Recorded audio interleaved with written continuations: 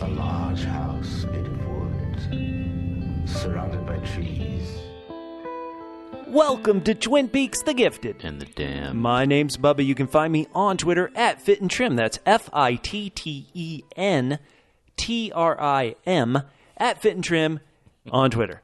And with me, as always, is somebody you don't want to see his face when he's drinking. Never. It's Mork. Mork, how you doing? Well, I feel bad that I'm drinking right now for you, Bubba. I am great. It's great to be here. You can hit me up on Twitter at Extraordinary. That's extraordinary with a W in front of the final R. Mork, this felt like a bell dinger, a humdinger, a bell ringer, ring that bell, of an episode of Twin Peaks. Listeners, we're going to be covering Twin Peaks The Return, episode 14, part 14, We Are Like the Dreamer. Mm-hmm. Did you like part 14, Mork? I really did. What is your ranking out of 10? I am going to give it 8 triple S's. Triple S's? 8 scary saber-toothed Sarahs. I don't know what happened in that bar. I don't know what they put in those drinks, we'll need to get into what the heck happened there. But yeah, I really liked it. And what about you, good man? Well, let me just say, I mean, Bubba, that scene with Sarah. Yeah. They should show that at AA meetings. Dear God, I don't want to drink ever again. Yeah. Oh, my God. Yeah. This episode had a lot of incident, had a lot of moments that I loved, but for various reasons we'll get to as we go through it, I'm going to go just a hair. All right. Just a hair under you. Okay. And I'm going to give it 7, what I like to call double C's out of 10. Double C's? Caged Chads. Yes. That's what I call double C, is when we got a caged Chad. Oh, 7, man. There were moments that I loved. There were moments that I loved even though I went, is this right? Do I like this? Yeah. Like in the moment I loved them, but as I reflect on them, because we watched it a while ago now. Mm-hmm. It's still Sunday night, the night that it premiered here on August 13th, 2017. But there are things that maybe in hindsight I didn't love. Mm-hmm. In total honesty, listeners who may be saying, how could you rate this a 7? I decided as an experiment to spoil myself, meaning the Germans released this episode last week instead of episode 13. Son of a gun. And so I thought, well, I've always wondered if you really could spoil Twin Peaks. It seems like the unspoilable show. Mm-hmm. So I read a synopsis of what happened. Let me tell you, reading German? I sprechen the synopsis. Son of a... So I knew every beat. Mm-hmm. Now, seeing it as opposed to just reading it, that is a whole new, okay, I read this would happen, but seeing it, whoa. Right. But even still, in hindsight, there's some moments here in story developments here that I'm not sure I enjoy. We'll get to those in a minute. 7 is still pretty darn high. It's still pretty good. There are moments that within this episode, within part 14, that I would give a 10 out of 10 to. This is one we'll talk about for quite a long time, I feel like. Yeah. Just a forewarning, this podcast is going to be 9 hours. So it could be. Listeners, because, believe it or not, this entire return, Twin Peaks The Return, is going to be over in just 3 weeks. It's crazy. That is crazy. Mork, for a while I thought 18 hours, and it has felt like it has flown by. But because we are done in just 3 more weeks, I feel like some of this stuff we have at the top, some of our our morning announcements, if we're at school, have to get a bit longer just because we do this podcast for the people we like to call double L. Double L's. Loyal listeners. We don't have ads. Yeah. We did it because we love Twin Peaks and we wanted to interact with great Twin Peaks fans like you guys here. And so we don't want you to just disappear in 3 weeks. So we've got a bunch of announcements that we're going to get to here at the top before we dive into this to this 9-hour podcast about part 14. So please hang with us for a bit. The first part I'm going to get to is some of like our pre-The Return podcast. Listeners, I've said it. If you have not gone back and downloaded our episodes which were before The Return, shame on you. I think you would really love them. One of the things we always do is we kind of have essay topics and we talk about a Twin Peaks subject kind of in depth, in detail. We don't have time to do it now, but I thought I'd give our listeners who haven't gone back to those pre-The Return podcasts and checked them out, give you guys a taste of what this is like. And so the essay I thought I could come up with that I haven't heard other sites or other podcasts talking about. I know some of you listeners who are kind enough to listen to us also listen to other podcasts.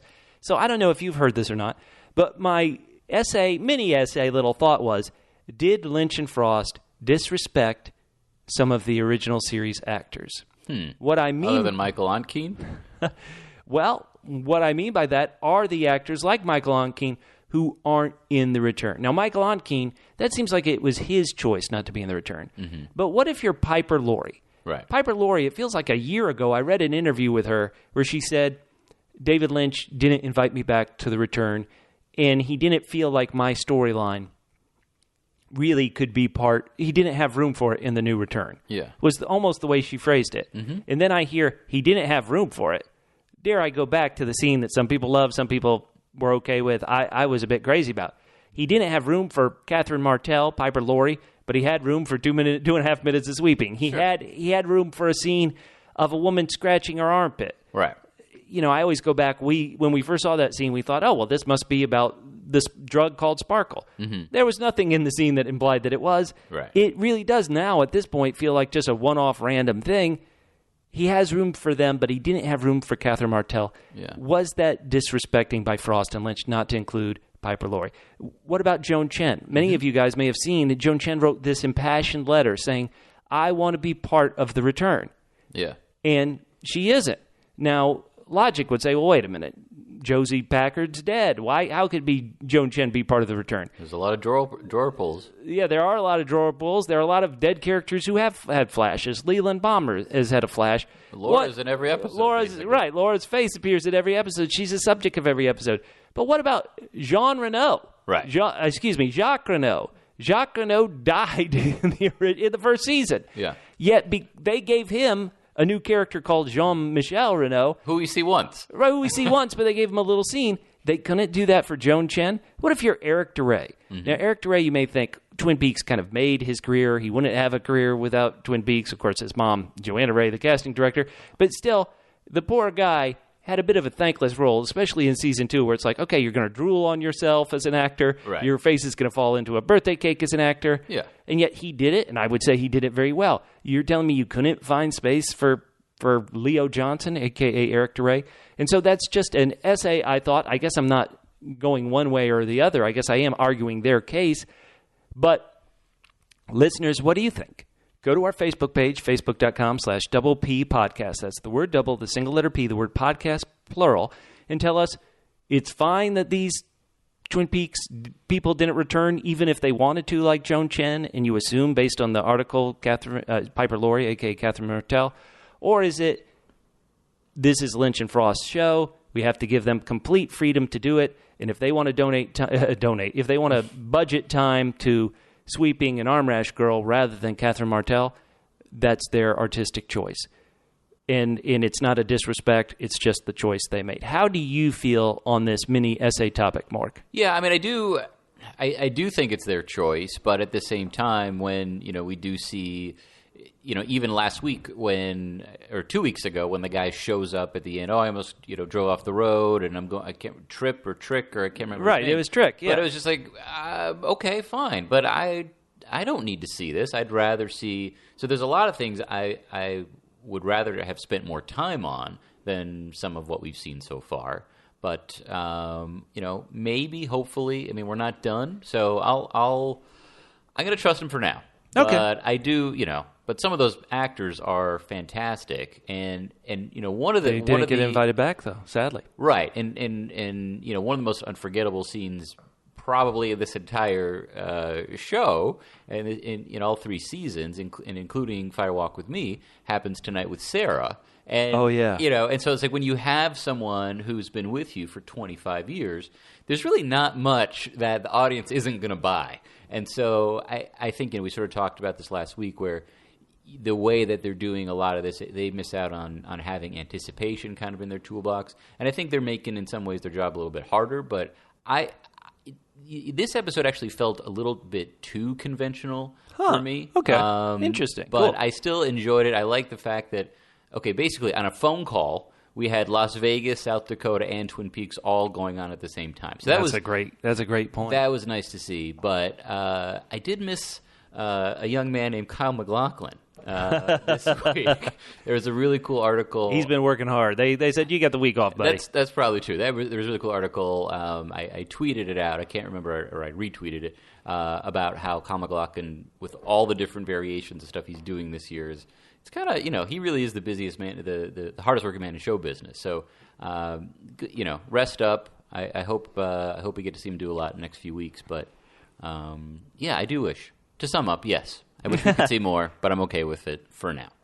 Listeners, we always say, what do you think? One thing that has been great, and next week I'll give some shout out to our wonderful YouTube commenters, but we keep mentioning our Facebook page, facebook.com/double P podcast. The word double, the single letter P, the word podcast, plural. There are a lot of great sites out there. There are a lot of great forums like DougieCoop, like the one that I really think has been killing everybody, killing meaning the strongest, since we've come back, the great site 25 years later. Mm-hmm, for sure. And shout out to a great writer there, Brian Allen, who mentioned our Double L Language Lynch critique a bit in his Frost and Lynch are trolling us, enjoy the troll. Now, even though we mentioned Language Lynch, we never implied that they were trolling. This is just what Lynch likes to do. It's whether you like it or not. There are two L's in trolling. That's a good point. But just like 25 years later, our Facebook page has a lot of great discussion.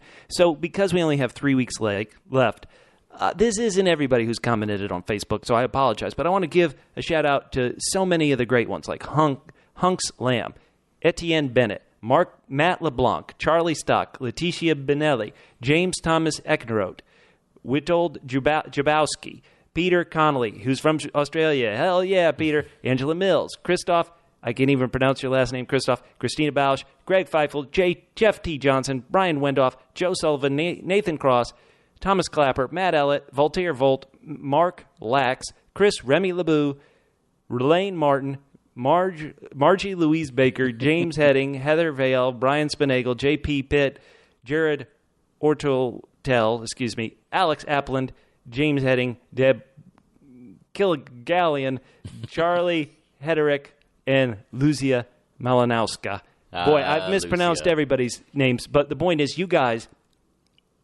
have great points you bring up on our Facebook page. You have great discussions on our Facebook page. Yeah, for sure. We know that once the return ends, in sadly 3 weeks, we are going to have another feedback show where we just use all your feedback to create a podcast and come up with all the brilliant thoughts you guys have been doing.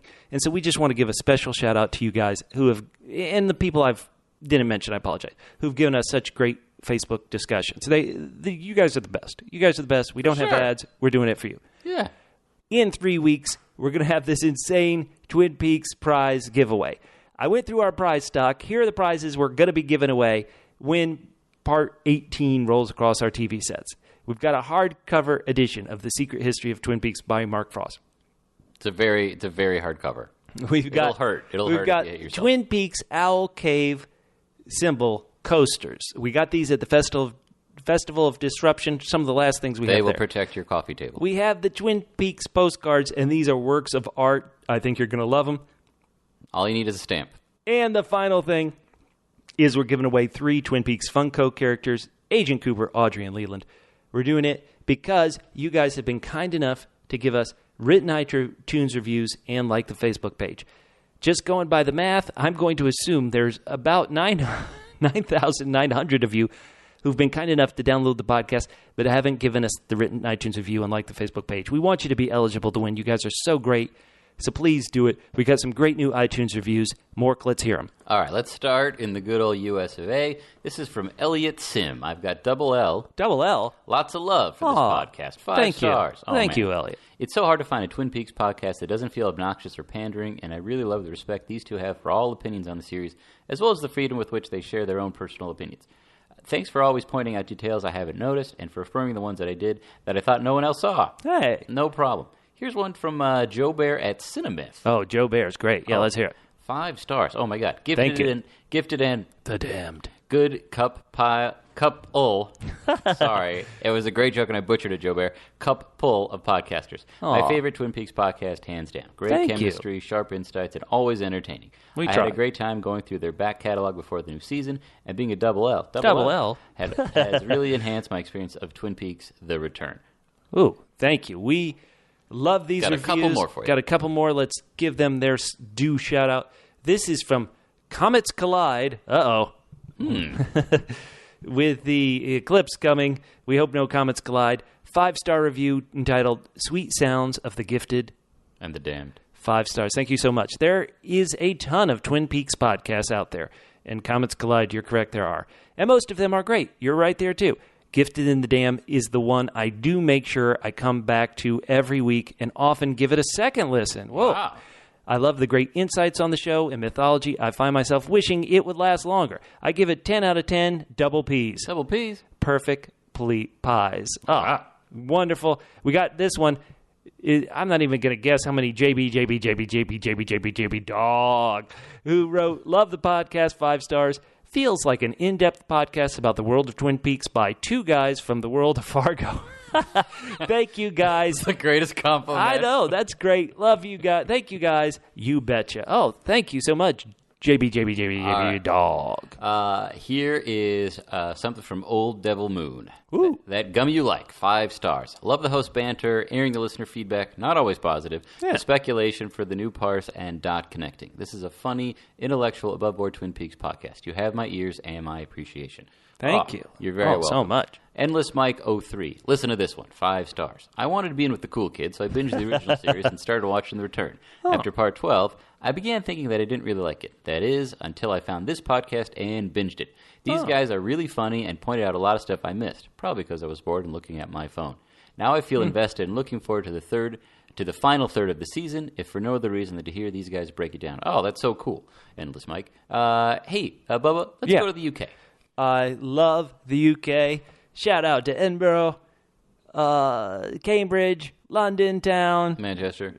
I haven't been to Manchester. I've been to Newcastle. Northamptonshire. Now, my aunt, one of the times I went to England, my aunt lived in a little town called Ely, E-L-Y, just north of Cambridge on the train line. So shout out to them.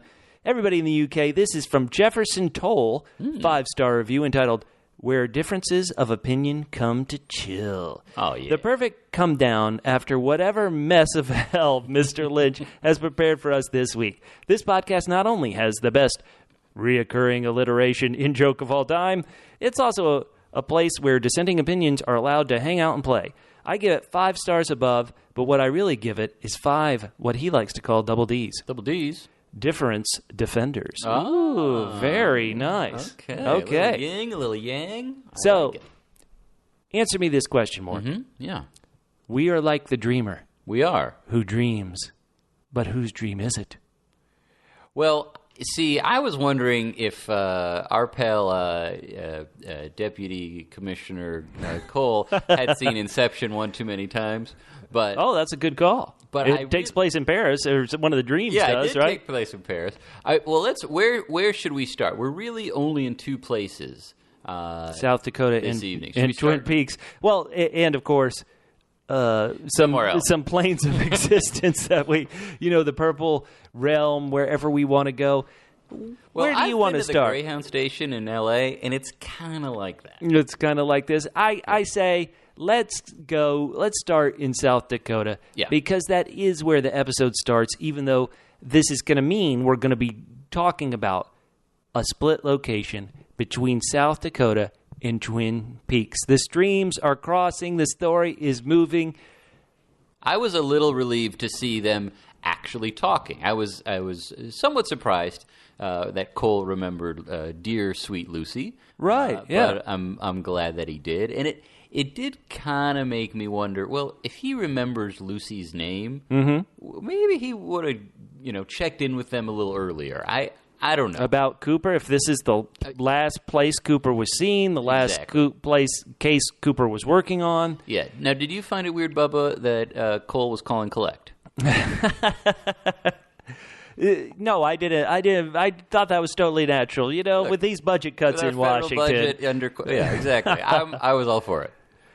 Lucy and Albert, I can't remember them having too many great scenes together in the original series, but it was good. Mm-hmm. How about the one thing actually you mentioning that Gordon remembers Lucy is that's only made me think, well, wait a minute. He remembers Lucy, but he was forgetting some scenes for Fire Walk with Me.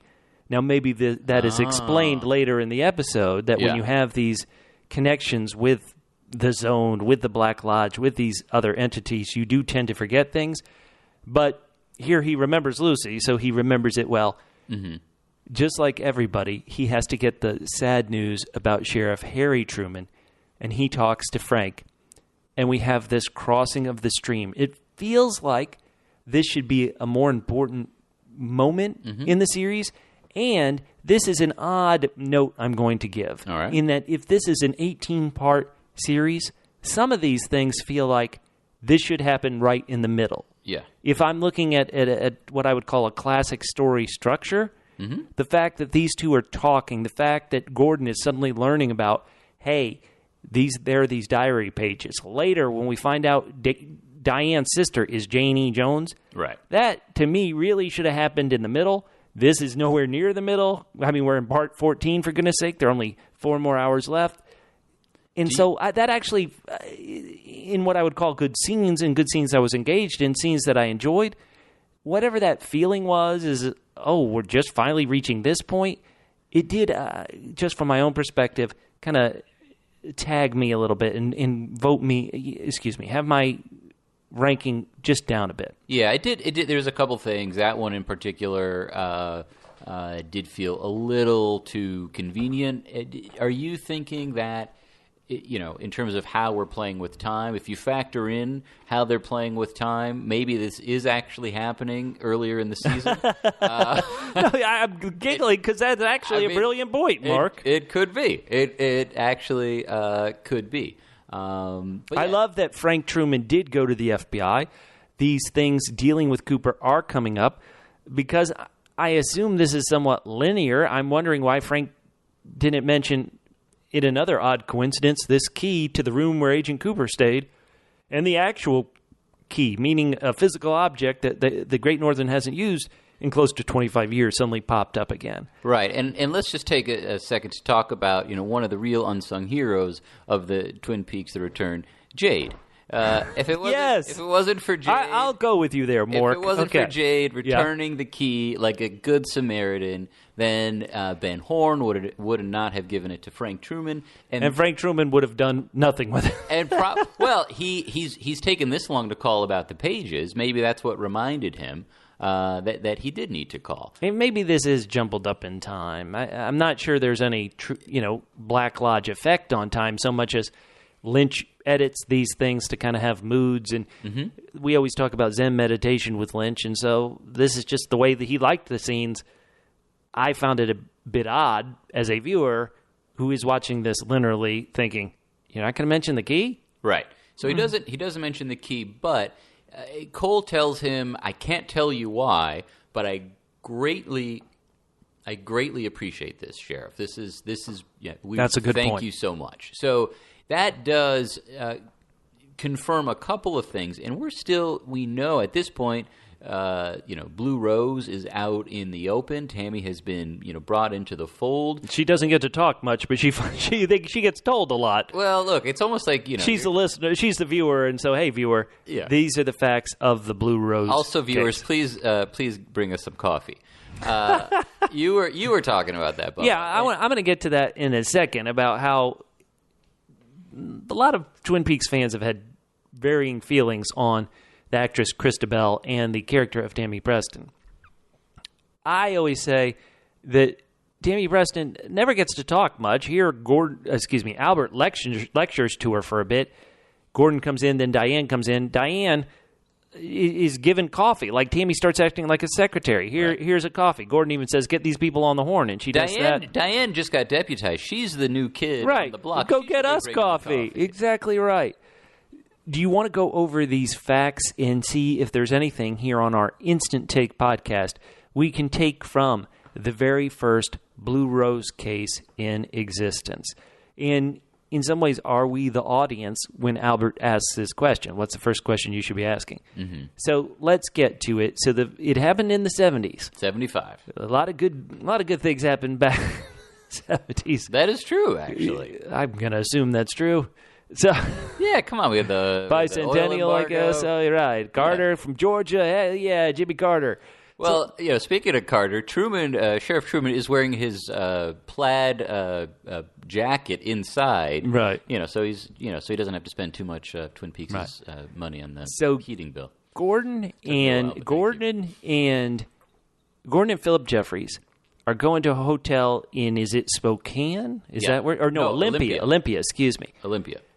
I see this, and because we're an Instant Take podcast, I want to rip out the Secret History of Twin Peaks and see what happened in 1975 in Olympia, Washington. Off the top of my head, yeah, and I'm trying to. I don't want to damage anybody's amazing prize, but off the top of my head, I don't remember an entry about 1975 in Olympia, Washington. Yeah, I remember stuff from the book in Spokane. That's why I said Spokane, but I don't remember this either. So Gordon, Philip Jeffries go to this motel, to arrest a suspect named Lois Duffy. Mm-hmm. They hear gunshots outside the room. They kick the door in. Inside, they find two women, one on the floor with a bullet wound to the abdomen. The other one holds a gun, which she drops, backs away as they enter. We should point out that the wounded woman is Lois Duffy, the person they were arresting. But then also, the woman who shot her was most likely Lois Duffy. Lois, the dying Lois, says the infamous sentence, I am the Blue Rose? I'm like the Blue Rose. Yeah. So Lois's doppelganger killed her original. Is that the way you interpret this? That this is a bit like Mr. C and DougieCoop in that they're two, Lois doesn't have a twin. Right. And so the evil one kills the quote-unquote good one. Well, it felt like actually in fact check me real quick, but I thought that it was the actual Lois Duffy who shot the doppelganger who said that word and disappeared, and then the actual Lois Duffy, I guess, was arrested and went to jail, or that was sort of how I took it. But did I track that right, or am I off? To be honest, I got a bit lost in this, maybe because I was, as silly as this sounds, I was trying to focus on it so much that I got lost in it as well. The shot one did disappear before their eyes, a bit like Andy later in the episode is going to disappear before their eyes. But there was only one Andy there. Right. That's a good point. While awaiting trial for a murder she swore she didn't commit, Lois hangs herself. If anybody read the book about My Life, My Tapes from Agent Cooper, which admittedly was dealing a lot with somebody we don't talk about on the return, Wyndham Earle. There were a lot of hangings in that. I do want to say there were some hangings even in the Secret History. I apologize if I'm misremembering this. So, Mork, I think I've nailed it perfectly. So it is the good Lois killed her evil self, and then maybe the woodsman hung her so she couldn't testify, or, I feel like I'm going off into crazy land. Well, and then Albert is kind enough to actually tee up TP. And Agent TP, Tammy Preston, right? Exactly. So what's the significance of the Blue Rose? And then she tells us after thinking. And one thing that doesn't help Agent Tammy Preston, I don't know if FBI agents wear a lot of lace blouses, but, sometimes she's dressed a little too, just a little too, what's the word, fashionable. Now, I've read an interview. This fashion choice, as probably with most things, This was a Lynch request. Lynch wanted her in lace. Oh, I'm sure. And so are you implying that Lynch, through his costuming choices, is hurting his character? Yeah, I am. Okay, all right. Sorry, say it. Yeah, no, I don't. I mean, I think she's too. She should be wearing more like the FBI is usually not this, fashion forward. So. And so because I could see it, but to me it feels like they've never given her a shining scene on her own. I would have thought the interrogation of Bill Hastings should have been that scene. For me, it was still about Bill Hastings. It wasn't about her. Mm-hmm. And so I want to ask you about this word. And, here I'm asking you about adjectives and all the stuff. She says atulpa. Is that how you pronounce it, atulpa? Atulpa. What does that mean? Should we pause the podcast and look that up real quick? Well, let's see. Tulpa. Let's see how quickly. For everybody who did better on the SAT than we did, we apologize. You're getting real-time dictionary lookups now. But it was the one thing in the scene that maybe why I had trouble piecing it all together. Let's hear it, Mark. So, what's a tulpa? According to some website that may or may not be correct. You can't find in the search results, or is it one that seems more correct? Or? Well, this is the first one that came up. And timing is of the essence. A tulpa is an entity created in the mind, acting independently of and parallel to your own consciousness. They are able to think and have their own free will, emotions, and memories. In short, a tulpa is like a sentient person living in your head separate from you. That's terrifying. It's currently unproven whether or not tulpas are truly sentient, but in this community, we treat them as such. Okay, this is a community about tulpas. So, it's all right, yeah. Well, when Cole walks in and he gives the thumbs up and he shouts out coffee time, we talked about, Cole and Albert playing, bigger parts than, maybe what we really need them to. Cole really feels like he's doing a bit of a classic Agent Cooper bit here. And it really, especially in this episode where Cooper doesn't show up at all, I mean, other than in Harry's dream or whatever the hell that was, where Cooper doesn't show up. Harry's dream, sorry. Well, when Harry's in the I don't know, the strange place. So anyway. You mean Andy's dream? Or? Oh, I'm sorry, thank you. Yeah, I was thinking Harry Goes, the actor. All right, sorry. Yeah. So, okay, he comes in, they're in the control center. I apologize, I want to pause you for 1 sec. Pause. The window scraping scene, was that just comedy? Was supposed to be ominous? What did you want to take anything from that, or? For a second, I thought because it was going on for so long, I thought it was an intentional attack on Cole. So someone now that I like. Mr. C knew that Cole had the hearing devices or something, but then the guy just moves on. So, I was trying to look through the pulled shade to see if maybe this was a woodsman. Maybe it didn't play like a comedy scene at all, so... Yeah, no. Not any comedy scene that I know of. Did it come off better than most of my jokes? It was about as painful, about as fun to listen to as most... Yes, so let's not bury the lead. We've already mentioned it. Diane comes in. She's smoking. Tammy Preston suddenly acts like a secretary getting her coffee. Yeah. And they reveal the Major Briggs content of his stomach that they found. Now, one thing that's slightly odd is they are kind of restating the facts again, like this is an episode and you haven't watched for a week. Okay, so did he mention Major Briggs? Well, shouldn't he? Major Briggs was part of Cooper's last investigation. Moving forward. Yeah, Diane would be familiar with Major Briggs. Right, she should be. Or you would think, okay, this person you heard about 25 years ago. Right. They mentioned the wedding ring that was found in Major Briggs' stomach. Diane says, oh my God, and this is a great reveal. This is one of the things I really love. Jane E. Jones is Diane's sister. What a great twist. What a possible way that if Diane is really evil, setting up a sister you're estranged with a manufactured being, and Dougie Jones is an odd twist. I kind of liked it a lot. What did you think? I'm fine with it going on, but I didn't really like the way that it was revealed, number one. And two, okay. I kind of felt like, all right, we have 3 FBI agents who we know are a little bit skeptical of Diane based on Diane. Okay, I see where this is going. The text messages, checking out the tattoo, or not the tattoo, but the marking on the headless lady. I forget her name, Bill Hastings' secretary. Well, the headless lady was the librarian, Ruth Davenport. Ruth Davenport. This is crazy. Listeners, this is crazy. You know it's crazy. Plot check us. Sorry, keep going, more. Yeah, so, don't you think they're skeptical of Diane? She's been an employee, or she was an employee. She left under probably kind of extreme circumstances with what happened with Cooper disappearing. It strikes me as odd that Albert, Cole, and now Tammy Preston, wouldn't have done a little just digging into Diane's past and maybe know that she had a sister or a half-sister or something like that. I think that's a good call. How about this? Diane, we've deputized you. You're part of our team. You're still willing to not tell us anything about your last meeting with Mr. C, a.k.a. the person we know of as Agent Cooper? Yeah. That's not being a team member. Take her coffee away. Yeah, exactly. Put too much sugar in her coffee.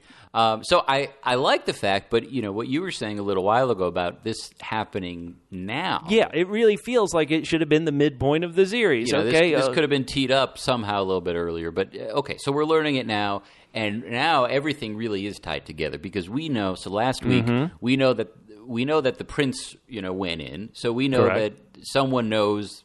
It's because it's a federal. Somebody searched those prints. Someone searched them, even though our cops don't really care. Someone searched. Number one. Now these guys have a reason to go, and they're actually calling. I mean, they will, very shortly. Well, they're about to call the Las Vegas office and say, "Get on this. Yeah, check this out. Look into it." So I'm just glad that it's happening, and I'm not going to quibble too much. I'm curious to see what I'm curious about Diane and Janie E's relationship, but I don't really want to veer off into that territory particularly. I'm more curious. Well, I'm curious about it now because we just learned about it, but I'm still more curious about Diane and Mr. C's relationship. Oh, of course. But that's what I'm saying. I want to spend time on that, not Janie E and Diane like having some kind of a juvenile argument. Well, you're assuming is juvenile. It could be a great scene. It could be a great moment. I'm not drawn to that possibility, but I'm saying it could be. Do you have any thought about what I would call the ineptitude of the Las Vegas FBI office? Because it felt very weird. The boss, who people may remember from Mad Men, Jay Ferguson, and the actor, Jay Ferguson. And so, any thoughts on this scene? Why is everybody so inept? We've got 4 hours left. Let's go. Right. Yeah. They're slightly less inept than the Las Vegas cops. I like that. Okay. We hope. Right. And he does go off the handle for sure, but it actually kind of just in my mind reinforces the idea of he's saying, well, we're the FBI. This is what we do. And so it feels like this is a major detail that didn't go unnoticed. So and just to backtrack. Just to retrace my steps briefly as possible, Bubba. They find the ring how many weeks ago in the stomach of Major Briggs, who they thought was dead 25 years ago? Well, I hate to be terrible. Is this how many weeks ago on the show, or how many weeks ago in the timeline of the show? Meaning, it feels like they found it's been a while. Yeah, it feels like they found this maybe part 9 or 10. Okay, so this ring, maybe even before that, maybe in part 7, my favorite part. If you found a ring in the stomach of a man who was central to Blue Rose, Project Blue Book, you thought had disappeared, had in fact, it appears physically, he's only been dead for a few days, and there's a couple of names, on this ring, you're the FBI. Albert couldn't call. Hey, look up it's a wedding ring. Look for every wedding with a marriage between Jane and Douglas Jones, or you know what I mean. So it feels like poor police work. Just say it, Mork. Well, I don't know what they're doing, but it feels like they should be doing more than they are, and that is kind of a frustration for me. If dreams are code, do you want to get to Gordon's Monica Bellucci dream as a code, as an experience? A lot of dreams. I love the sound design in it. Before we even kind of get into any kind of clues, thoughts, Lynch can do a great sound design. So I do love the kind of the noise that is happening in this. So, sorry, your thoughts on the dream? Oh, well, first I was going to say I had a lot of dreams about Monica Bellucci, not like this, but she's amazing, and it did kind of make me think.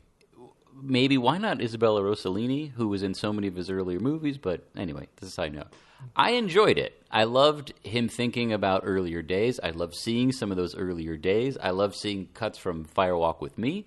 I thought it was great, so much so that why aren't we seeing more of Cole's dreams? You know, I mean, like, he's a big figure, obviously, this year. He's a major character, and it seems like he's very comfortable.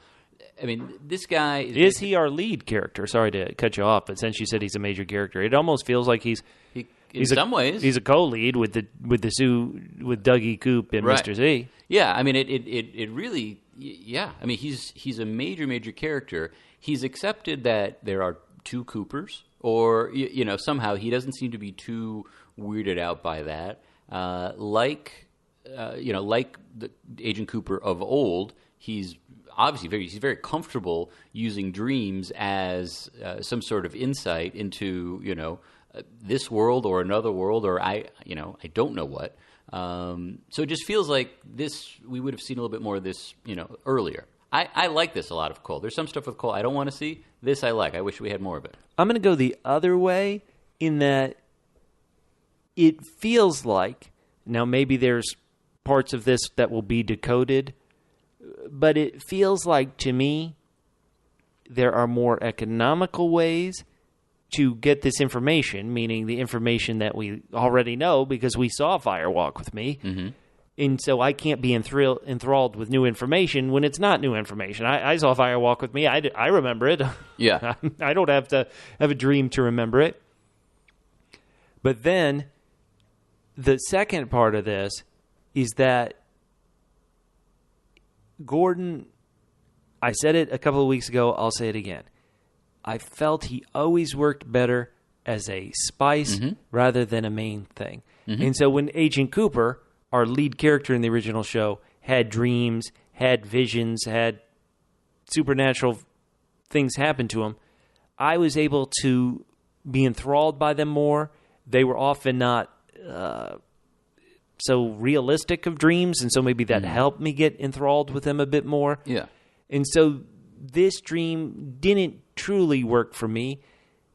It worked for, if you remember when we were doing our Black Lodge, White Lodge minutes at Fire Walk with Me, his dream minute, where Philip Jeffries points at Agent Cooper and says, "Do you know who that is there?" Right. That was actually my White Lodge minute from Fire Walk with Me, so I like that part of it. And I love the sound design. The part that took place in France, I couldn't engage with it too much. And the question of, if we're the dreamer who lives inside a dream and then dreams, and Monica Bellucci, who's looking at the camera, admittedly that's supposed to be looking at Gordon, but looking at the camera, and she asks, who is the dreamer? I'm not sure I have a good answer to that. Who is the dreamer of this series we're seeing right now? And it doesn't really make me want to investigate it more, because once again, most of the information I felt was stuff I already knew. Yeah, that's a tough take on it. I'm glad you liked it. I hope our loyal listeners loved the dream. There was what you would call supernatural stuff later in the episode that I liked an awful lot, but this dream part of it, you know, it just didn't work for me. And is it possible that's all the time we spend in the lovely state of South Dakota? I believe it is, unfortunately. I mean, I would say this. The dream itself was not as interesting as one of Coop's old dreams about being in the Red Room and, you know, being an old man and have Laura whisper the name of the killer in his ear. Nowhere near as interesting as that. But I just like the fact that he's using his dreams to help them try to figure it out. Now, we don't actually see anything else from them. So I don't know if was that just the end of the meeting. They're like, okay, thanks, Gordon. We're going to go get some more coffee. We don't know We've exactly. done this. Yeah, we've heard this dream. We've heard your Monica Bellucci dream, Gordon. So we don't know how it really hits, you know, his partners. And we leave this part with a lot more questions. I mean, Diane's loyalties still are, you know, very gray. We don't know exactly where she is. We don't know, you know, if Cole and Albert are playing Tammy and Diane, how much they really know. So I felt like they cut away a little bit too early. But, I know we'll be seeing them, and hopefully we'll be seeing them back in actual Eastern or Western Washington State soon. Can you imagine that we didn't see Vegas at all? This was all we saw of South Dakota. Well, we saw the FBI, but... Why are we still in South Dakota? What's still there? Why haven't they gone home to Philadelphia? I'm thinking to myself, because this felt like a moment, especially the Janie Jones reveal, this felt like a midpoint of the way through the story kind of plot point, that because it's happening so late, we have 4 hours left, get a move on. Yeah, so that was another feeling. Once again, it's my feeling imposing what the story, but that's how the story is making me feel. Right. It's making me feel multiple times. Obviously, I've been tough on Languid Lynch occasionally for various reasons. I've been like, get a move on. In this particular case, I don't have a good sense of why they're still in South Dakota. And so then to see more things pulling them to other places like Vegas or like Twin Peaks is a good thing. It's probably a good thing, but it's also... But why didn't I'm like, let's go. Right. Giddy up. Yeah. No, Get on the plane. They've been hanging out. I mean, Cole hung out so he could have his date with that, weird French lady. And, so... Right. Gordon, should we go back to Philly and hit the computers? No. Yeah. I've got to meet this lovely lady. Right. And languid, lovely lady. So yeah, she was. Before, we're going to jump to Twin Peaks. And before we get too deep into this, can you just sandwich plot check me real quick? Okay, so Sheriff Truman likes roast beef and cheese. Andy likes just cheese. Bobby likes ham and cheese, and Hawk likes turkey and cheese. Mork, I'm going to respond to this question the way I felt about those extraneous facts. Yeah. I'm going to ignore it and move on. I'm glad you're laughing. I am. I promise you no listeners are. That's okay. And let's get to a moment that I feel conflicted about. Mm-hmm. Do I like the fact that this scumbag Chad gets his comeuppance? Yes, but this feels so random in some ways too. So I love the moment. I love Chad getting what he deserves, but with no buildup, with no nothing. Once again, a normal story. Dear God, don't beat me up for beating up normal stories. But normal stories, you would see maybe Bobby investigating Chad or somebody spying on Chad, so that then when they now arrest Chad, it's like, aha, all that great work Bobby did paid off. Right. And we don't know really what precipitated it. We have no idea. What proof they have, what anything at all. And maybe Sheriff Frank is just arresting him because he was kind of mean to Doris. He's arresting him. Chad, you ate your lunch in the conference room one too many times. Yeah, he's often now he's luring Chad back into the conference room with food. This is right. Not you're cool. not supposed to eat in the conference room. It's entrapment. So I love the moment, and yet I hate the moment. Yeah. Part of the reasons why I give this episode a 7. Well, and it's actually one of those things where, based on what's going on, I mean, okay, so they arrest him very quickly, and then, all right, we're just going to didn't read him his rights. Yeah. We didn't even say what you're arrested for. We're not too concerned about one of our own deputies being arrested. We're going to go on a hike. And so, I mean, they could have just gone on the hike, and then when we come back, Chad could have been in the cell. But anyway, so... let me say that maybe we're going out into the woods. We don't know what's going to happen to us at Jack Rabbit's Palace. We got to make sure this dirty deputy is taken down. Maybe. I don't know, but because it is so random, while I enjoyed Chad getting it, I don't... It in a lot of ways, it doesn't feel enjoyable. I'm conflicted about it, I guess. Listeners... You do it anyway, but I'm still going to request you go to the Facebook page, facebook.com/Double-P Podcasts. Give us your thoughts there. I'm going to bet that all you guys love that Chad's caged now. Caged Chad. But I don't know. I would have liked to have seen somebody's hard work pay off for this. And I assume somebody's hard work paid off for it, but we didn't get to see it. Or they could just Instead, I got to see an armpit rash. Right. Yeah, exactly. So the boys pull up on the hike out to Jack Rabbit's Palace, and there was a very interesting insert shot. Oh, yeah, they got backpacks with the Water Twin bottles. Peaks Sheriff Station patch on them. Check. Very interesting insert shot when they're getting out of the police cruiser here, which they all got, the SUV they got out of. there's an insert of, I assume, an electrical wire, an electric humming. Mm-hmm. Yeah, I thought... randomly in the woods, maybe this led to Major Briggs's old post, maybe? Right, yeah, I mean, that was sort of my thinking. It's, into completely the woods, random. What's good, what needs power into the woods, and maybe could this, is this part of what Dr. Amp has been, hollering about, in terms of what's going on in the woods, and, it's...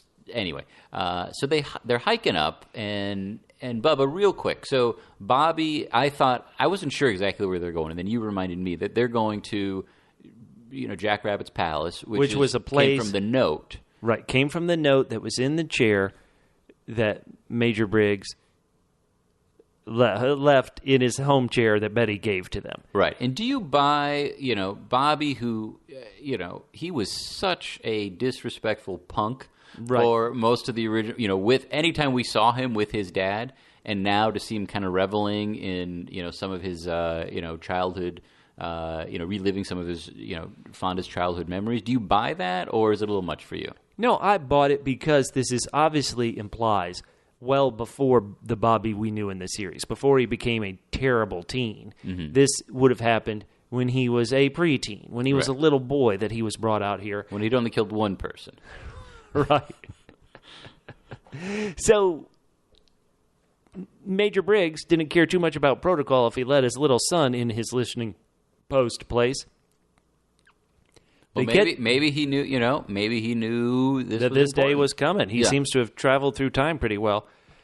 So they have to do various things. They're going for a time, a very important time here in the return. Is it 2:53, the important time that they're trying to hit? Yeah. They've got to get 253 yards, and the time was also important. Yeah. They've got to get dirt from Jack Rabbit's palace into their pocket before they go. This moment, when they were walking through the woods, I said out loud as we were watching it just now, Mork, I said, where's Badalamente's music? Mm-hmm. Now, it comes in after they leave Jack Rabbit's palace, and they start walking due east of that. Right. But I still really could have... It's just my preference. I did love the old score on the old show, and I felt like through all of these walking scenes, it really could have been impressive. And then they stumble upon something that is shocking, that is supernatural, that is incredible. They stumble upon the character we believe is known as Mido, right, from the Purple Room, who Agent Cooper talked to. Yes. The woman who was afraid of the mother in the other room. When the time was 2:53, before it changed to 3:15. I think I got that right. Is it possible, because of these twisted timelines, is it possible that the 2:53, which we saw Agent Cooper come out and replace Dougie Jones at, and we saw Mr. C puking at, that this 2:53 is the same 2:53? Right. Wouldn't it seem like it could be, but... Well, we have 2:53, and we also have the 6 from the electric pole that was right near where that little boy, where Richard Horn ran over that little boy. It appeared after he ran over the little boy. Right. That's right. And so there is, there's a lot of things that there's a lot going on here. And it's a great moment. When I talk about there's some moments in this episode that I want to give a 10 out of 10 to, as opposed to my 7 out of 10. This moment, when they saw the smoke, the electric sound going, the circle of what I thought was cream corn, I thought this is a great moment. I loved it. Did you think now, but as we approach, and there's a lady lying on her side facing away from us, did you think that it would be someone from the show, someone from, NATO from the show at this point, but someone else that we know? I thought it might be Audrey or something like that. Oh, man, that would have been painful if it had been Audrey. Because I read those spoilers from the German airing, I knew it would be her, but still seeing it, this is powerful, this is crazy. How can she be an entity in our world in some way? It's almost like Bob was never really a physical entity in our world. I guess sometimes he appeared there, like when he stuck his hand out in Glastonbury Grove. But how about the man from another place being an actual human figure? It's just in some ways incredible to think about. Right. And this leads to the moment, which is also feels like never could have happened on the original series, and feels like a very odd character choice for it to happen to. Well, Andy would normally be crying. Right. Who travels to the Purple Realm, the place where we meet the firemen, the place where the giant fireman is, and Cooper went through, and we saw in the incredible 2001-esque Part 8, Andy. Why Andy? Any thoughts of why this would be Andy who would go into the void? I don't know. I mean, I think, is it possible? I'm trying to think of Hawk's old, in terms of being pure of heart or pure of spirit. Andy probably has that. Andy's not the bravest one, but he probably has the purest heart. He's actually the one who's he's touching the woman from, that other realm. So maybe that's it. If before this all got going, I was thinking if I was Hawk, I would call the log lady really quick and be like, "Should we be doing this?" But yeah, like this is, and it did make me wonder. So we see this happening, and before we saw the exact same thing happening in South Dakota, with Cole and Albert pulls Cole back. Albert can kind of see something going on, so I'm wondering. Are the other guys not seeing this? They're looking at it, but they don't necessarily react when Andy disappears, though. Right. And we saw something happen to them later on. Well, we'll get to that. We'll get to that in a sec, which may explain it.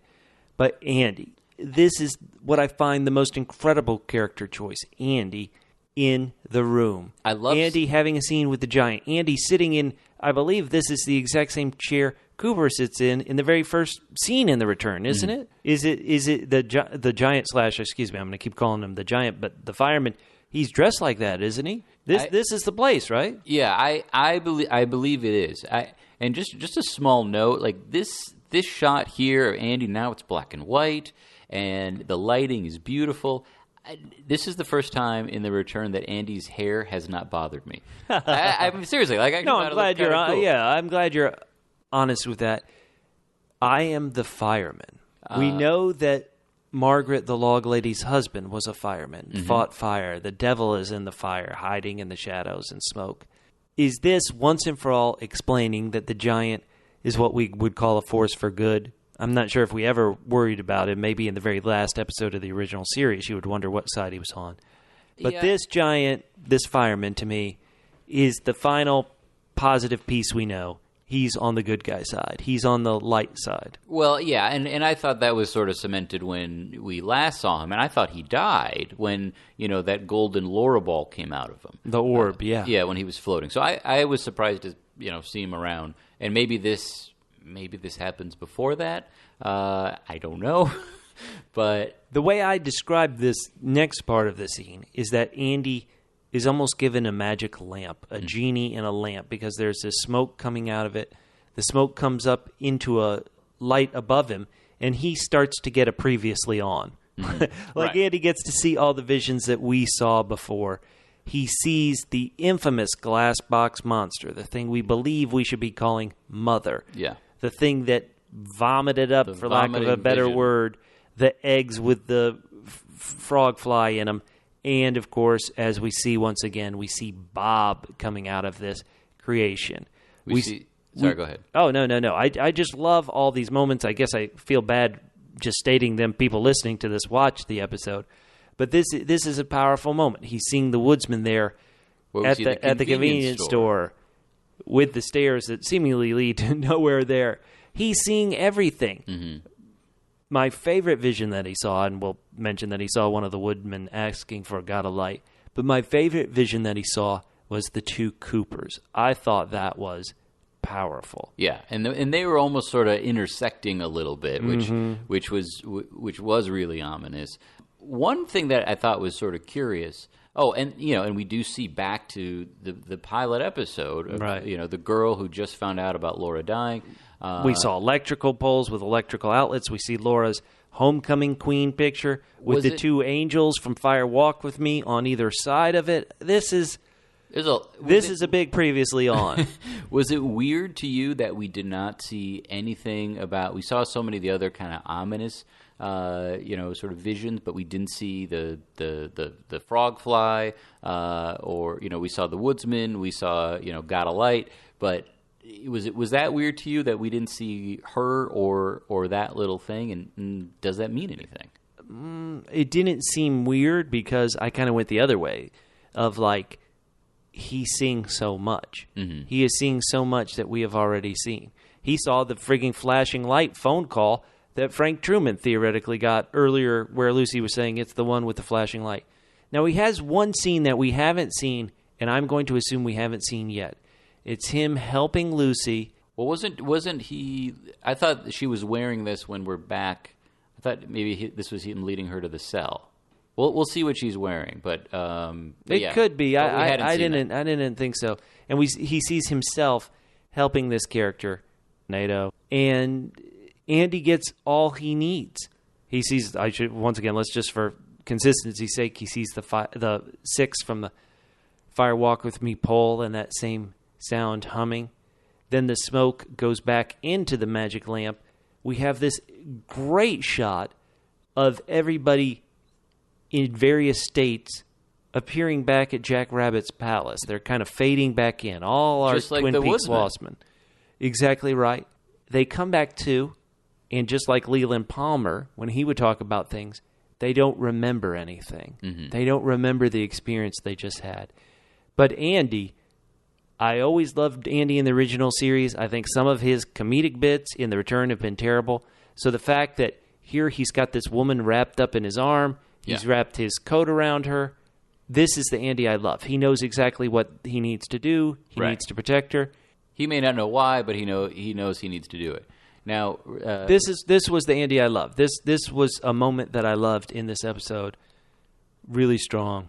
10 out of 10 for me. Yeah, no, this was great. Now, one thing that I've been thinking about for a little while, we saw the Woodsman again, or we saw poor man's Abe Lincoln again, asking God a light, and it feels like to me, correct me if I'm wrong, but is there anyone in this series who smokes as much as Diane? Well, it's Sarah Palmer, obviously. Okay. Well, is there a connection between poor man's Abe Lincoln and Sarah Palmer or Diane? Well, there were the people who said that was her, the little girl who had the frog fly go into her. I've never liked that. I'm not saying that's not true, but I've never liked that theory. Let's continue on, if that's okay, and get to the Twin Peaks jail cell. They put this woman in the jail cell as a way to protect her. Now, of course, in the jail cell right next to her is everybody's person they love to hate, Deputy Chad. But then also a ominous, quote-unquote, drunkard. This guy don't look drunk to me. What he's puking up doesn't seem like alcohol throw up to me. Well, if you went to the same bar that Sarah Palmer went to, it might be. So, boy, I would not, if this is an important prisoner, I would not put her in this cell at all. And just to correct you, Mork, Lucy's not wearing that sweater at all. I think that's a scene we haven't seen yet, but after so many hours, I suppose I might have missed something. Right. Do you have any feeling about this other guy in the jail cell other than, oh, snap, this isn't normal? This is a freak show. This is whatever's going on there, man. Well, it took me back to Bobby and Mike and James in the jail cell back in season 1 when they're barking at James. Like howling monkeys. And so I was trying to figure out, well, who's Bobby, who's Mike, and who's James? I mean, I assume that Mido would be James, but I don't know if that was if I'm just drawing that connection or if we're going to meet this guy later on. I mean, he did seem to require some medical attention. Oh, yeah. And doesn't seem to be getting it. So, I believe he's listed in the credits as drunk. I believe that's how he's listed in. But is it possible that's Bill, who we keep hearing so much about, right? And who we know disappeared under mysterious circumstances? And can I actually just real quick? So we're looking at if there is someone credited as Experiment. Well, that's the monster, which is the monster, the glass box monster, and the mother is. Oh, and it's NATO with an N, actually. But no, I thought that was. Sorry, we've been calling her Mito instead of NATO. Yeah, well, I apologize as well. So anyway, there's a little bit more. There's a little bit more to see.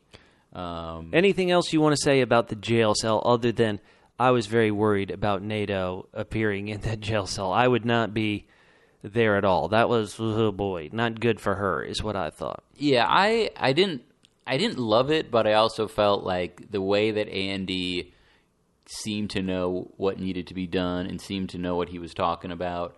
if he felt that was good enough, I mean, this is probably the first time I'm ever going to say, "Hey, just trust Andy." But okay, I do. You know, I like that. I kind of do. So now we get an interesting scene. So I did not know that James was. Did you know that James was working? No, security? This is how we found out. This is how we found out here at Part 14 at the Great Northern Hotel. That James is a security guard at the Great Northern, and this scene. It's great to have James there. Happy birthday, James Hurley. Do we know when James' birthday is? We need to look this up. I could go pull up one of the Twin Peaks character cards and find out when exactly it's supposed to be. But James really isn't the focus of this scene. It's his friend who we met way back in Part 2, the friend with the green glove, the friend who seemingly came here for a purpose. Yeah. And I'm just going to assume has a very important purpose in this show. His friend from across the pond with a green glove. Good old Freddy. Any thoughts about Freddy? Well, there's 23-year-old Freddy. Any thoughts about him? I mean, just the something's going wrong with his arm and or with his. Well, hand. He's got super strength in his. It's almost like Nadine had that super strength. Now he's got super strength via the powerful green glove. Sure, but Nadine, there was sort of a physiological reason. This was much more of a mystical thing. Right.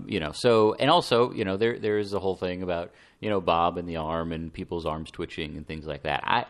This is not exactly that, obviously, but it does. It didn't occur, to be honest, it didn't occur to me. That's interesting that you thought of it, though. But this is a very odd story. Here I'm saying that the arresting of Deputy Chad didn't have story beats like you expect in a story. Deputy Chad's bad. Suddenly out of the blue, we know he's bad, arrest him. Where here, we get a lot of story beats. Admittedly, it's just a story. It's a literal story. It's one character telling another. It's telling instead of showing.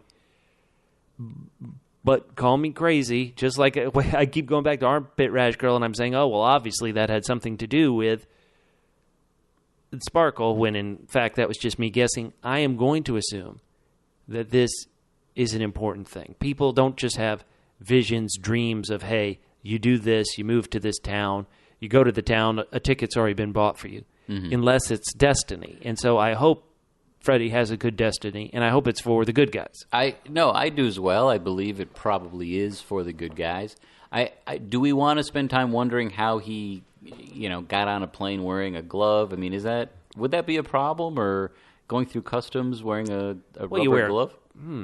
You wear clothes on a plane. Why can't you wear a glove on a plane? Well, a rubber glove, like a kitchen rubber glove. But you could. I mean, it would go metal detector or those, full body scanners. Could go through it, right? Next time I leave the country, I'll do this. Bring a rubber glove. We're gonna instead of speculating, let's just do it. Let's just do it. Did you like this story? Did you like this scene? Because once again we don't know him. We saw him in Part 2. There's a chance that this scene is actually happening on the same night because they're talking about going to the Roadhouse, and maybe this is the scene that precedes them going to the Roadhouse. We find out that James's woman, Renee, who he's been flirting with, is married. Oh, it's still a soap opera.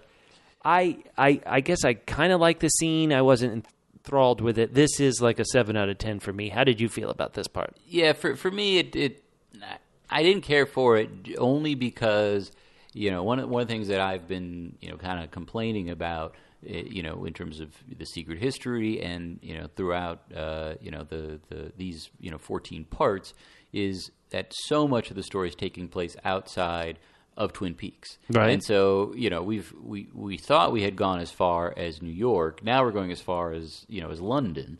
And the fireman goes where he needs to go. The fireman needed to tell him about this glove, the pile-driving strength glove.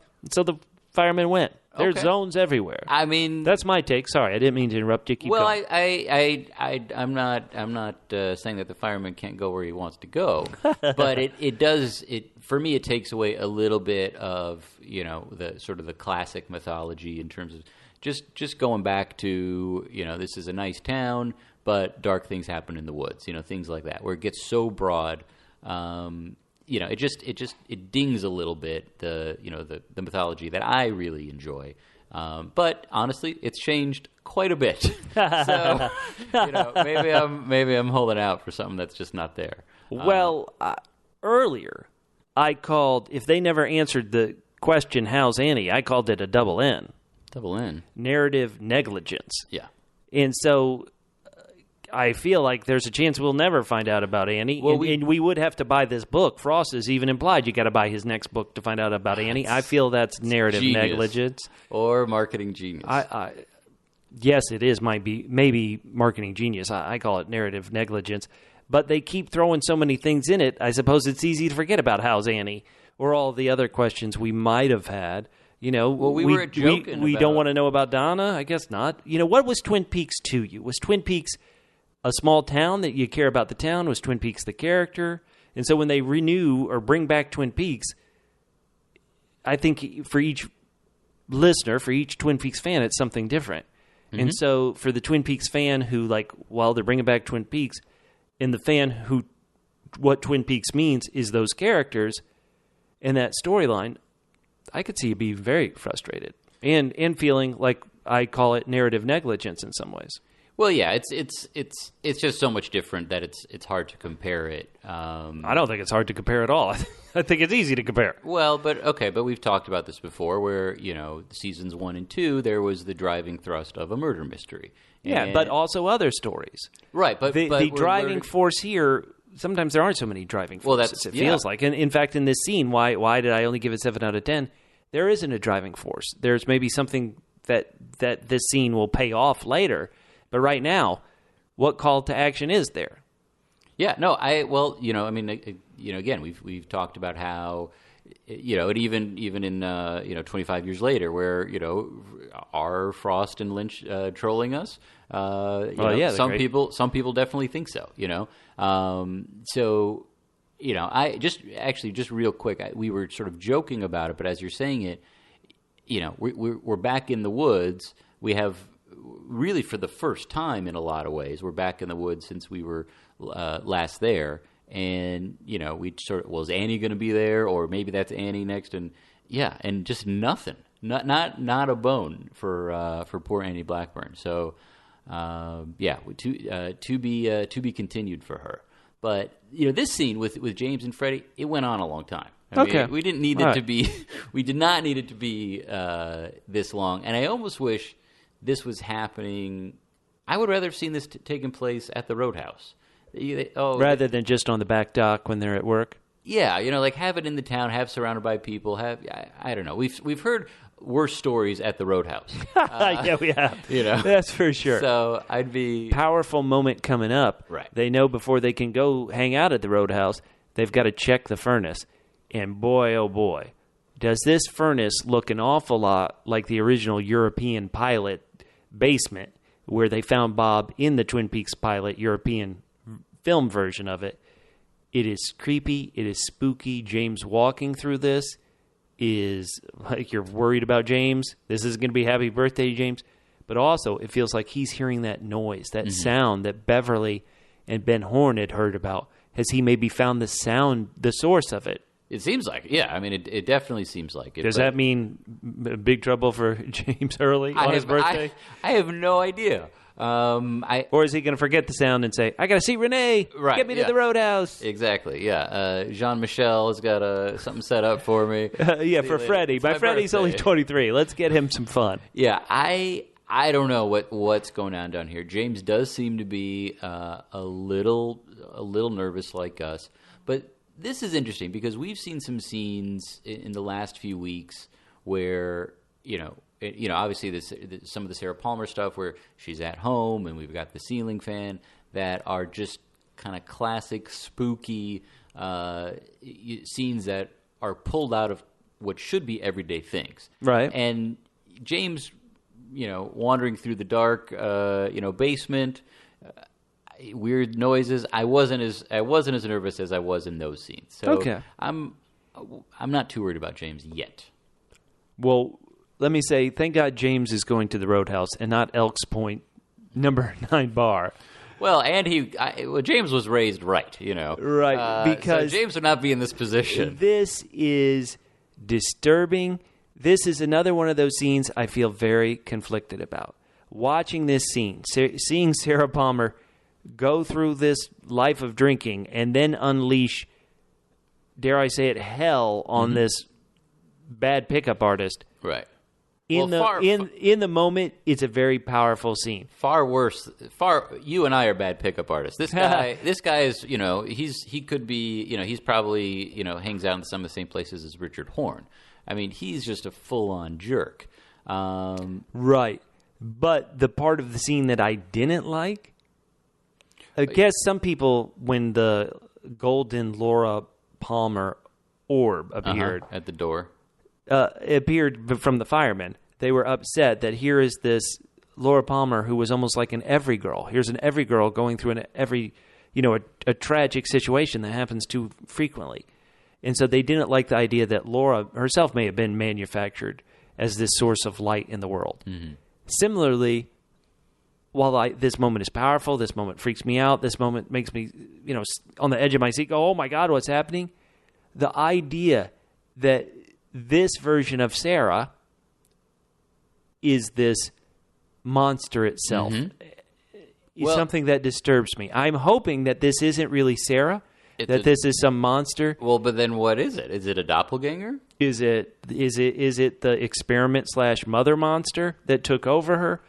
I don't know. But if this Sarah is supposed to be the same one from the original series in Fire Walk With Me, I don't like that at all, as far as the story goes. But it is a powerful moment, powerful scene. It's very powerful, and we were talking about this last week, where anything that Sarah does, like, we kind of want to watch and we kind of want to see. And this, for me, simply because it's her, I enjoyed this scene, and it did raise. Do you like the implications of the scene, though? That's what I'm saying. I like the scene. It's a powerful scene. I hate the implication of it. It did make me look really closely at her eyes, just like when we see Mr. C's eyes.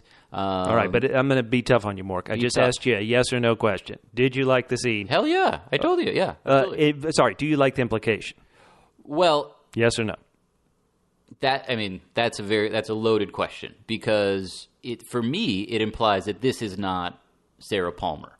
Okay. All right. Okay. And because nothing would have happened to Laura if that thing was around. I mean, like, come on, nothing at all would have. Laura would be, like, it would be a very boring show, or just exciting in a different way. So so I was trying to look closely at her eyes, and does she have blacked out irises? And I couldn't really tell, but for me, that's the only thing that makes sense. And then it sort of leads to, well, why is the doppelganger here? Is she there to? Is she bait? Is she going to attack Good Coop or Cole? I don't know, but this is a very mysterious scene, and I'll be honest, just because of Sarah's import to the story and what she's been through, if we never saw Sarah again after this, I'd be a little annoyed, but I'd actually be okay with it. Just because it's her. All right. So it's a tough scene to watch, and and maybe that's why, maybe that's why I'm okay with how it turns out for our charming gentleman here, but. What do you think it means? What do you think it, Well, I said what I thought the implication was. The implication I thought is that she's been possessed, But for how long? From the beginning of time. We've never, admittedly, it's been 25 years. Something could have happened to her over those 25 years. But because for me to assume that is something the show hasn't shown me, I'm taking this and tied to the golden Laura Palmer orb that I talked about before. I'm talking about maybe the implication I took is this is the way they've always been. And I don't like that. I don't like how it redefines the old story. Mm-hmm. No, aren't those Bob's smile in her? Maybe, is it possible, now once again we haven't seen it, is it possible that when Mr. C was shot, the woodsman came, maybe they took Bob out, and somehow Bob got in here? This is just insanity. Because it is. Let's talk about what we see when she removes her face. Okay, and maybe it's Laura in the Black Lodge had a white face, right? It was like all light, blinding light. Mm-hmm. Sarah has a hand, specifically the ring finger, maybe the ring where the Owl Cave ring would be worn, is darkened out and black as night, where the hand is a ghostly white. Mm-hmm. The next thing we see he is, I'm pretty sure, Frank Silva's smile. I'm not 100% sure. This is a first take podcast. I don't Instant take, remember maybe his somebody will teeth- figure it out. Yeah, I don't remember his teeth being that perfect, but, maybe it's just the way it's lit. I don't know. But yeah, okay, so keep going. Then she replaces the face back on. Then she has a supernatural speed and ability to literally bite his throat open. It's very strong scene. If the implication that I read from it, though, is that Sarah's always been like this, it's tough. That disappoints. It's tough to reconcile. So, okay, let's not go back 25 years, though, and let's just go back to Albert talking to Tammy, where Lois Duffy, Sarah... Lois Duffy killed another Lois Duffy. Right. But Sarah's basically acting like, for a little while, then she sort of turns it away. But for a minute, I was thinking, maybe Sarah was just possessed, briefly by something. I don't know, and based on all the things that we're seeing, I think that's a possibility. Define briefly, like just in this one moment, because she turns on this bartender like she's still evil. Sarah Palmer. Yeah. Well, but she's not afraid. She's not afraid to stare people down. Hawk comes by and she's like, "Just leave me alone, Hawk." That's true. She's even that cookie. stare down didn't read as evil, in my opinion. In the original series, in Fire Walk with Me, she never read as evil. She read as a victim, as a drunk, as someone going through pain. Yeah. This reads as evil. Maybe in reflection, that scene with Hawk might read a bit evil. To me, it read just a bit, curt, I believe I described it as. Yeah, that's fair.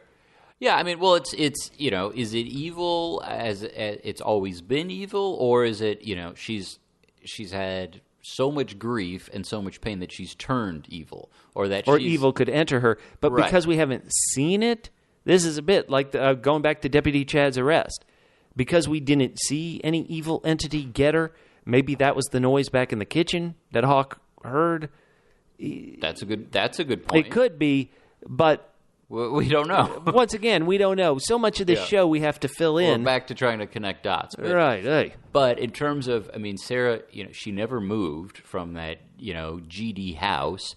We know that there's still bad stuff going on in that house, just, because of the ceiling fan, because of the music, because of what she does. And so it's more believable to me that she'd be vulnerable to being, possessed. Which is what Bob does, and maybe not by Bob, but by something else. That's more believable to me than Deputy Chad being arrested. Well, Bob in the old series, he would possess you. I don't know, maybe they just didn't have the budget to be able to do it. But Bob in the old series, he possessed Leland, but he did human things. He didn't do supernatural things. I guess people would say that's not true. He didn't have his own reflection in a mirror. Right. But this is true monster stuff. Yeah, no, it goes way out there on a limb that we haven't really seen, but we've also seen, Deputy Andy get transported to another realm. Good call. Have all these sorts of visions, know exactly what to do. So we're seeing a lot of stuff. Maybe we haven't seen something like this, but we are seeing a lot of stuff that we can't explain. I'm going to go with this just like I'm going with everything else. With DougieCoop coming out from the electric socket and all that. So.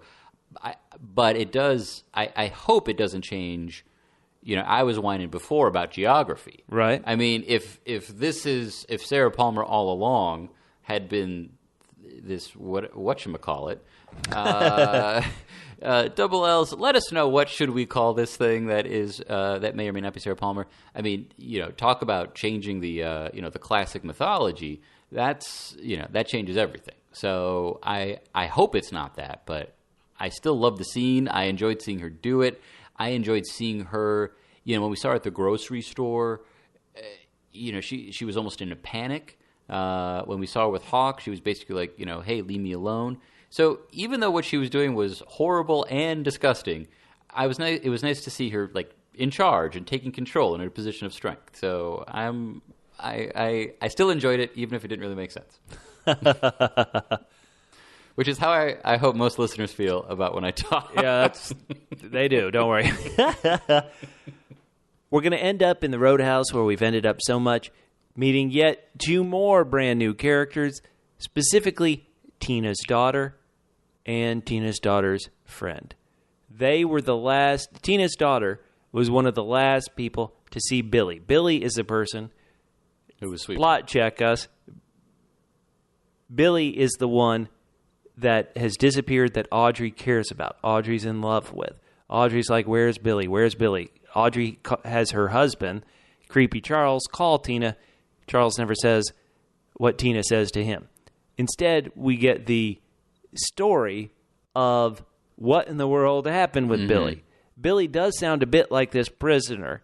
He jumps over a 6-foot friggin' fence, and he comes in. He's looking bloody. He's looking deranged.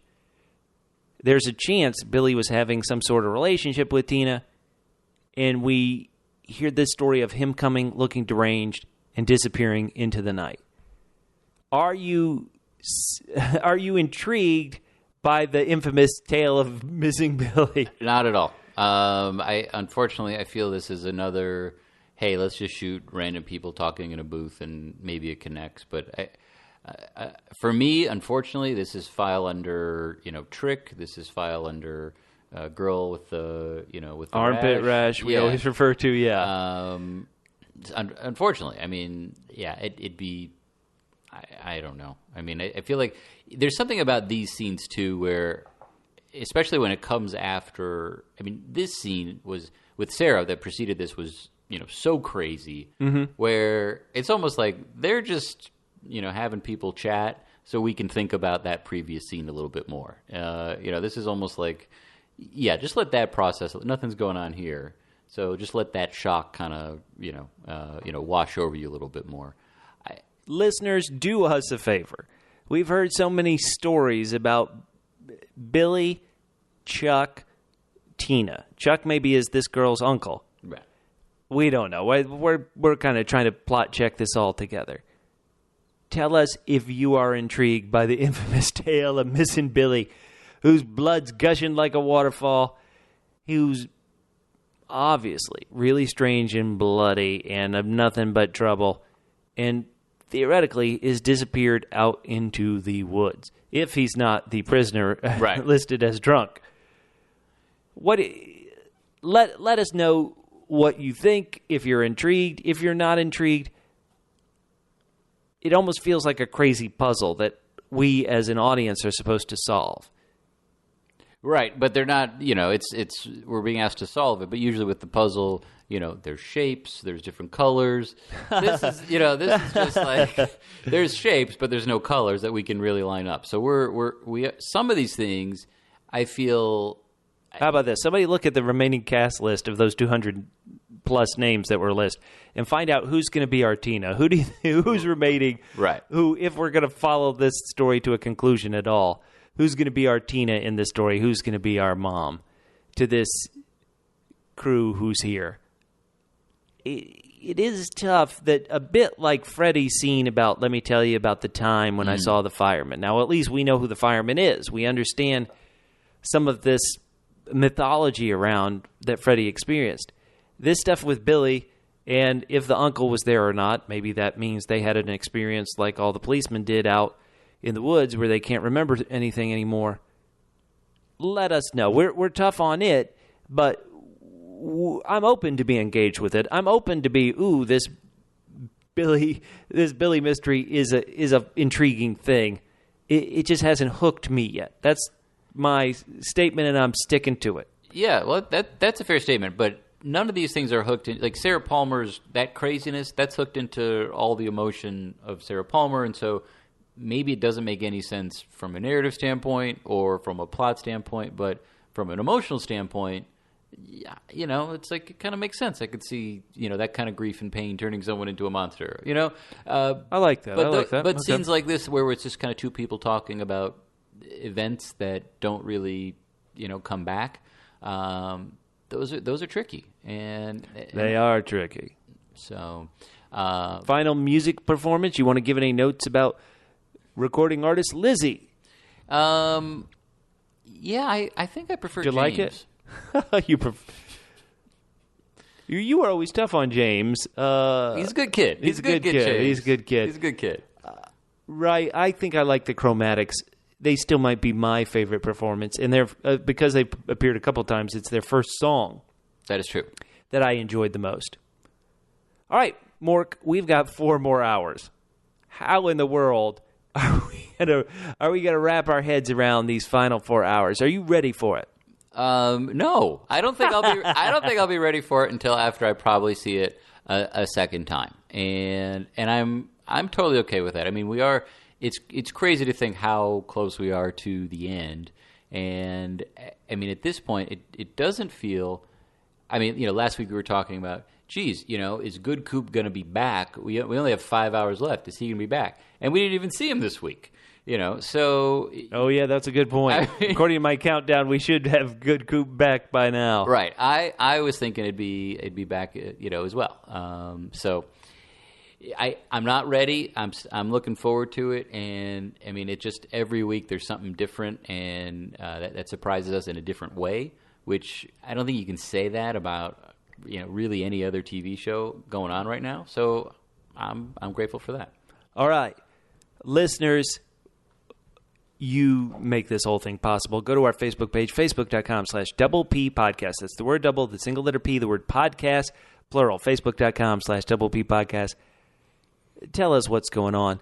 Tell us tell us like NATO, if you're blind as a bat and like us, and you see a way forward in these final 4 hours. Be our Deputy Andy. Heck yeah. Lock us That's up a great in a way to cell say it, Mork. Hell yeah. and help us out. All right. For everybody here on Twin Peaks, The Gifted. And The Damned. My name is Bubba. You can find me on Twitter at FitandTrim. That's FITTENTRIM at FitandTrim on Twitter. Mork is at Extraordinary. That's extraordinary with a W in front of the final R. And you'll see us next time after we check the boiler. And the boiler. And the boiler. And the boiler. And the boiler. And the boiler. And the boiler. And the